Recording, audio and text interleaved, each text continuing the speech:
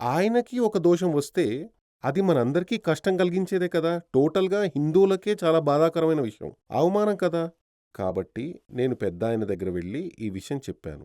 ఆ తరువాత పెద్దాయన ఏం జెప్పారంటే, సరే దీనికి అవసరమైన పరిహారాలన్నీ చెయ్యాలి. ఆ పరిహారాలన్నీ చేశాను. కానీ ఒక విషయం గమనిస్తే, ఆ పరిహారం చేసే సమయంలో సాధారణంగా అలాంటి పరిహారాలు చేసేటప్పుడు నేను బాగుపడాలి, నా శత్రువు నశించాలి అని అందరూ పరిహారం చేస్తారు. కానీ నేను ఆ సంకల్పం ఇచ్చే సమయంలో, స్వామి దీన్ని తాకి సంకల్పం చేయండి. మీరు ఏ సంకల్పం చేస్తారో అది నా వద్ద చెప్పాలి. ఆ పూజలో నేను ఆ సంకల్పమే చెప్పాలి.